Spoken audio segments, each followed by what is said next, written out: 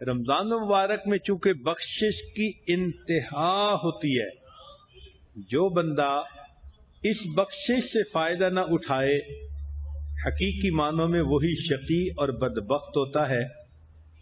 اسی لیے جبریل علیہ السلام نے بد دعا فرمائی۔ جبریل علیہ السلام جیسا مقرب فرشتہ بد دعا کرتا ہے، برباد ہو جائے وہ شخص جس نے رمضان کا مہینہ پایا اور اپنی بخشش نہ کروائی۔ اللہ کے حبیب صلی اللہ علیہ وسلم نے یہ بد دعا سنی تو آپ نے سن کر فرما دیا آمین۔ اب ایک تو جبریل علیہ السلام کی بد دعا ہی کافی، پھر اوپر سے نبی علیہ السلام نے آمین کی مہر بھی لگا دی، تو پھر اس کی قبولیت میں کون شک کر سکتا ہے؟ تو ذہن میں ایک سوال پیدا ہوتا ہے کہ نبی علیہ الصلوۃ والسلام کو تو امت پر بہت رحمت اور شفقت، انہوں نے بد دعا پر آمین کیوں کہہ دی؟ جبکہ ایک ماں اپنے بیٹے سے پیار کرتی ہے تو بیٹے کو کوئی بد دعا دے تو وہ کبھی آمین نہیں کہے گی۔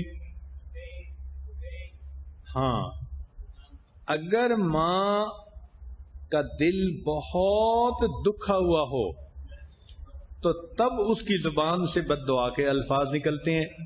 تو معلوم ہوا کہ جو رمضان مبارک کا بالکل اہتمام نہ کرے، قدر نہ کرے، غفلتوں میں، گناہوں میں، اپنی نالائکیوں کے اندر ہی مصروف رہے اور بے پرواہ بنا رہے، اس نے اللہ کی رحمتوں کی اتنی بے قدری کی کہ اللہ کے حبیب صلی اللہ علیہ وسلم نے فرما دیا برباد ہو جائے وہ شخص جس نے رمضان کا مہینہ پایا اور مغفرت نہ کروائی۔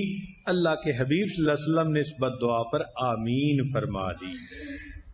تو معلوم ہوا کہ دو صورتیں ہیں، یا تو اس رمضان میں ہماری بخشش ہوئی تو ہم نجات پانے والوں میں سے بن گئے، اور اگر بخشش نہ ہوئی تو پھر بدبختی میں کوئی شبہ نہیں ہو سکتا۔